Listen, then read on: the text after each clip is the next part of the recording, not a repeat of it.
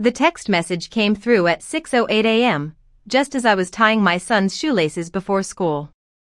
The screen lit up with George's name, and something in the pit of my stomach told me to brace myself. I didn't flinch when I read it. "I'm sorry, but I'm leaving. I love Charlotte. She's pregnant. I hope someday you'll understand." I looked at the words like they belonged to someone else. My hand, steady as ever, reached for my coat. My son was rambling on about a project due next week, blissfully unaware that the man he called Dad had just destroyed the family he thought was his anchor. I didn't correct him. Not yet. George and I had been married for 16 years. 16 years of shared routines, shared finances, shared lies. It wasn't the text that hurt, not really. It was the predictability of it all. The inevitability. I'd known. I'd known since I found that first hotel receipt in September, folded in the pocket of his jeans like some cruel secret daring me to find it. $435 at the Elmwood Inn. I didn't confront him then. I didn't cry, didn't rage. I watched. That's what people never understood about me. I don't react. I observe. I calculate. For months, I'd been methodically untangling myself from George's grip. The man who thought he held all the power was simply playing into my hands. He'd moved money from our joint accounts, or so he believed, into some hidden vault for his new beginning. What he didn't realize was that I had started the game before he even realized he was a piece on the board. The house? In my name since the day we signed the papers. My personal savings? Transferred to an account he didn't know existed. And the joint account? A puppet, dressed up for display while I quietly funneled its life away. I kissed my son on the forehead and sent him off to school, his small backpack bouncing as he disappeared down the driveway. He'd asked where Daddy was. "Work," I had replied. The truth would come soon enough, but not today. Today, I had a plan to set in motion. I sat at the kitchen table, the one George and I had picked out during our honeymoon phase, and pulled out my notebook. Every page was filled with contingencies, options, leverage. This wasn't about survival, it was about precision. I opened my laptop and sent one message. Proceed. Freeze all shared assets. My lawyer, an old college friend who owed me more favors than he could count, replied within minutes. Done. Anything else? Yes. Change the locks. By the time George would realize what had happened, his keys would be worthless, his accounts inaccessible. He would think he walked away clean, free to start his new life with my sister. My sister. The word made my skin crawl. Charlotte, young, reckless, always chasing what wasn't hers. They deserved each other. They deserved the mess I was about to leave them in. I wasn't the kind of woman who begged or pleaded. I didn't need to.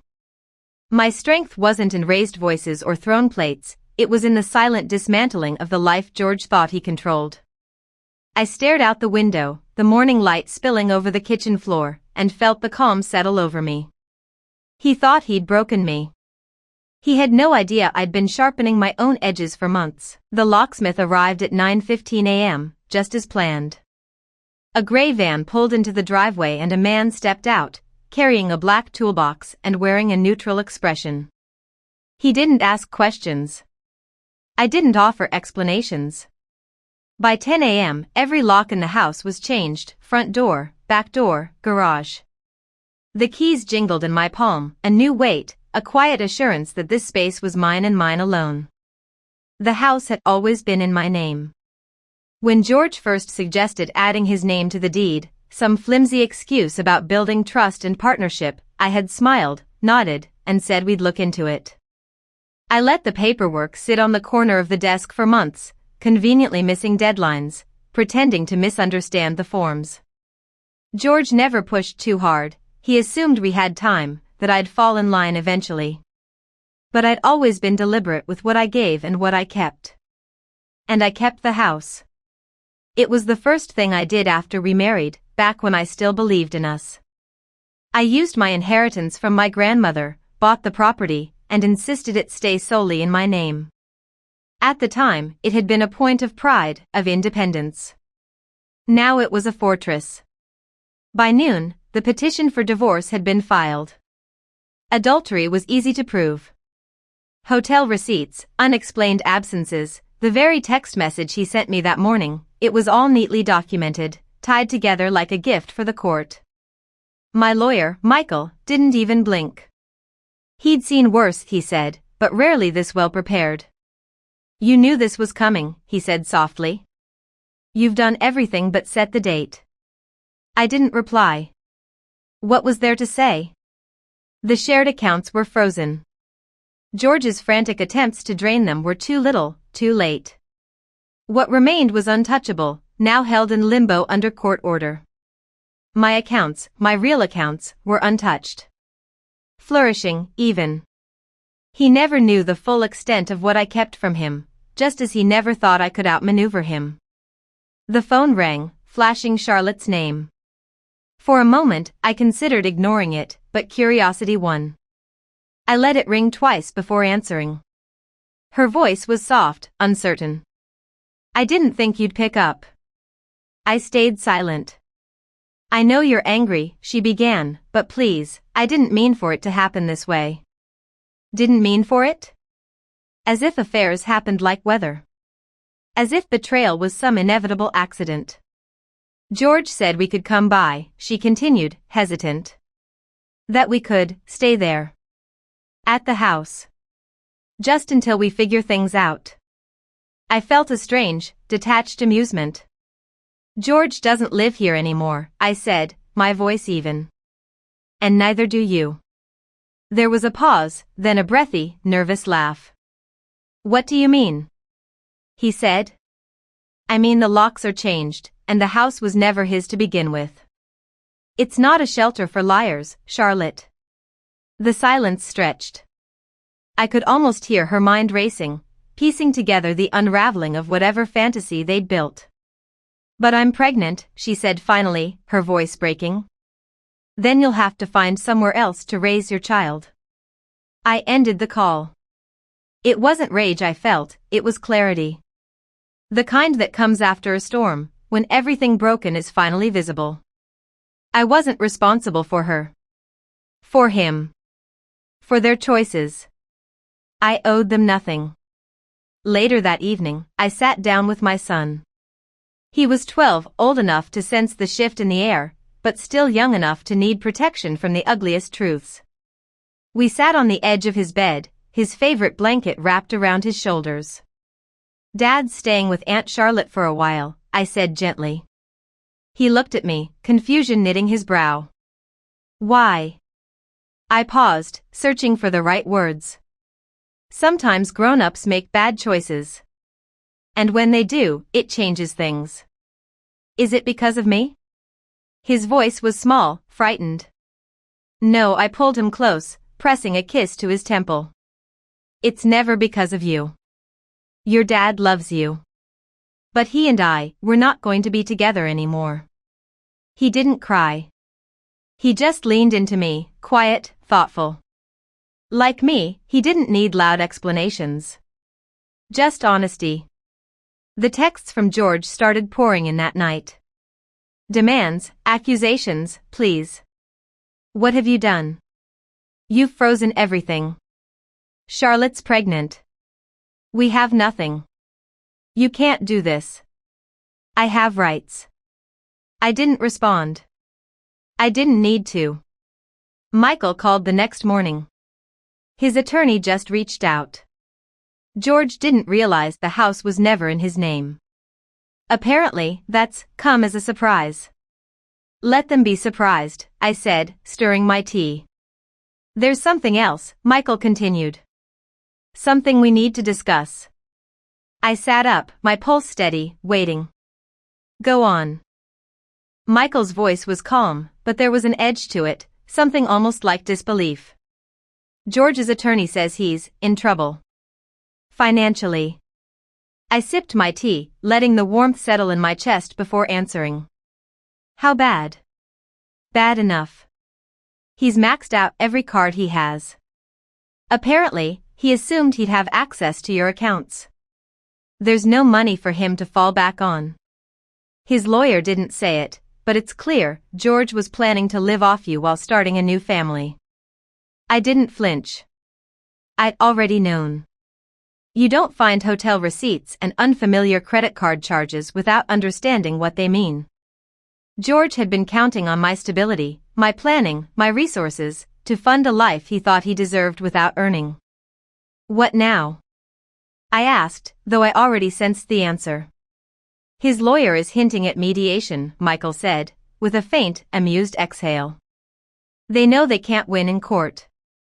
Not with the house, not with the finances. George has no leverage. I didn't reply immediately. I thought of George, the man who once promised me forever, now scrambling in the mess he created. And Charlotte, naive, entitled, and now stuck. The phone rang again. This time, it was an unknown number. I let it go to voicemail. Seconds later, the message notification popped up. Curiosity tugged at me, and I pressed play. Please. It's me. Charlotte. Her voice was shaky, breathless. I don't know what to do. Our lease is up next month and we can't afford anything. George said he'd take care of it, but now everything's falling apart. He's not the same. Please, can we just talk? I didn't mean for this. I need help. Help.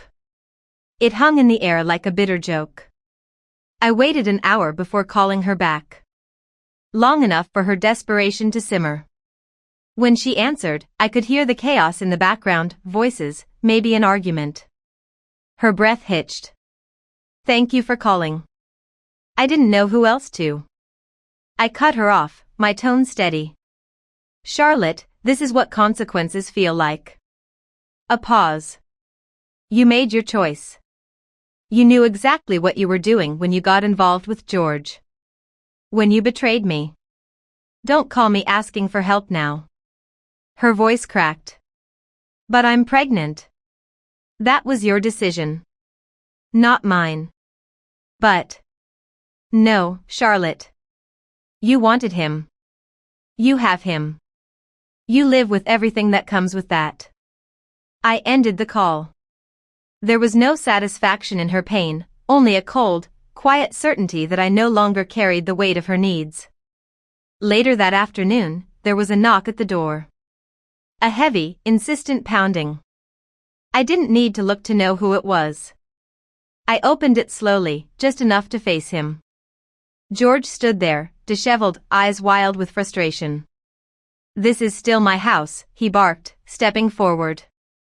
You can't just lock me out. I have rights. I didn't move. No, George.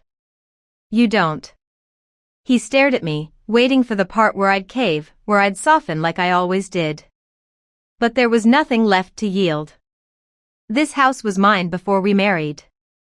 Your name was never on it. That's bullshit. He shoved a hand through his hair, pacing. You think I won't fight for it? I'll take you to court. I'll get what's mine. You can try, I said calmly. But from what I hear, you can't even afford your lawyer.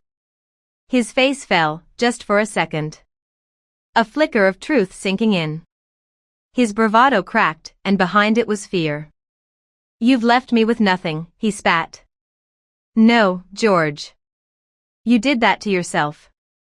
He stepped back, chest heaving, as if he'd finally realized the door in front of him was no longer just wood and locks, it was a wall he couldn't break through. Michael called again that evening. Mediation. They've officially requested it. I nodded, even though he couldn't see me. Of course they have. They want to avoid a full court battle. His lawyer knows George doesn't have the resources. I'll consider it, I said, though my mind was already made up. Mediation was just another step. Another move in a game I'd already won. I thought the day was done, but the phone buzzed again. Another unknown number. Hello? Silence. Then Charlotte's voice, low, panicked. He's losing it. What do you mean? George. He's threatening to sue you for financial damages. He says you ruined him. And today, he tried to pay for groceries and his card got declined. In front of everyone. Her voice broke into sobs. I can't do this. He's not the man I thought he was. I let her cry. Let her feel the weight of the choices she had so eagerly embraced. And when the tears faded into silence, I spoke one last time. You wanted my life, Charlotte. Welcome to it. Charlotte's voice had changed. It was no longer the syrupy sweetness she'd used to lure George, nor the desperate pleading I'd heard before. It was thinner now, frayed at the edges, like something fragile unraveling with each word. He's not the same, she whispered over the line. He blames me for everything. I stayed quiet, letting her fill the space with her fear. He says it's my fault. That if I hadn't gotten pregnant, he wouldn't be in this mess. That I ruined his life. A hollow laugh escaped her, brittle and sharp. He's not just angry anymore. He yells, all the time. About money, about me. About how you took everything. I could picture it too easily, George pacing in some cramped apartment, tension radiating from his shoulders, fury curling around every word. But I felt no pity. He'd built this. Brick by selfish brick. I don't feel safe, Charlotte said quietly. Then leave him, I replied. There was a pause, then a soft click. She ended the call. I sat back, staring at the phone. I wasn't her refuge. I never had been. Later that evening, George called. His number was blocked, but his persistence found another path. Unknown again. I answered, if only to hear how low he'd sunk.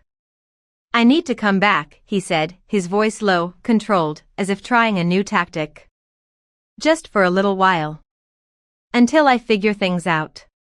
No. It's still my home. It never was. A pause.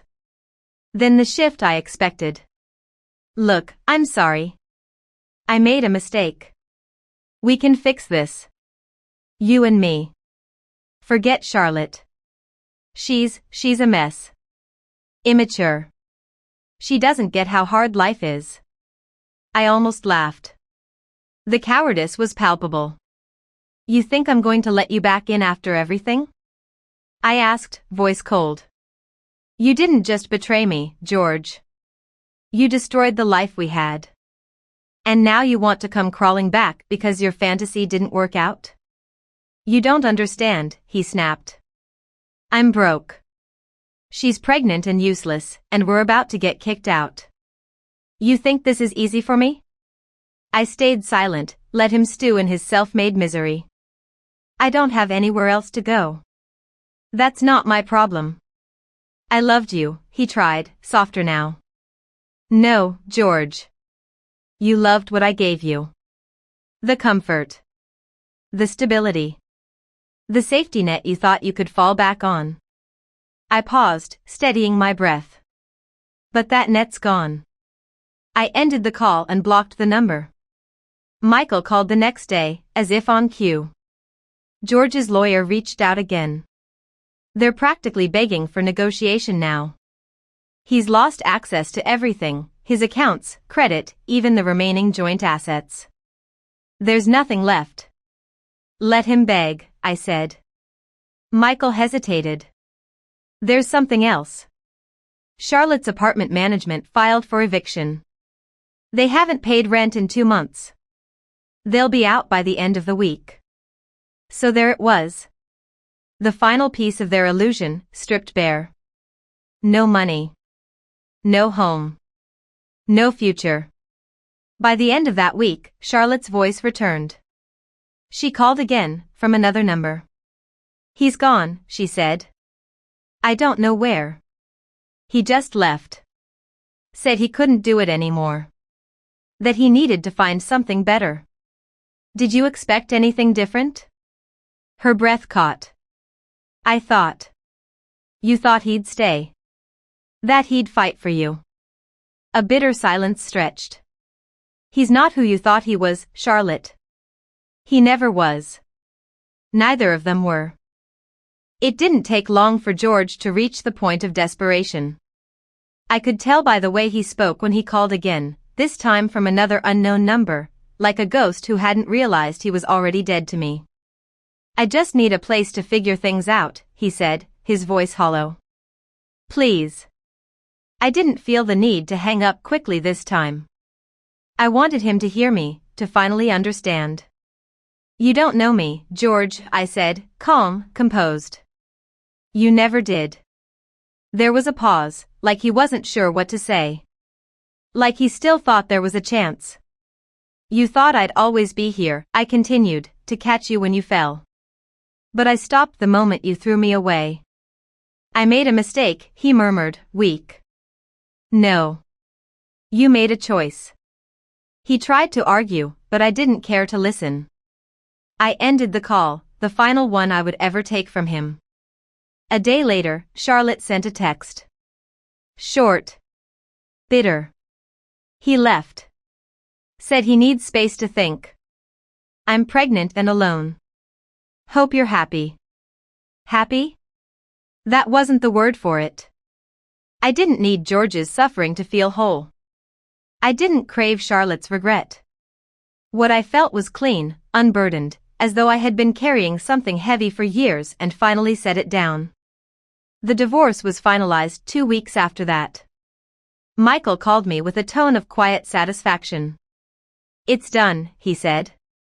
George signed everything. He didn't have much choice. He'd lost it all, the house, the savings, even the last scraps of credit he thought he could lean on.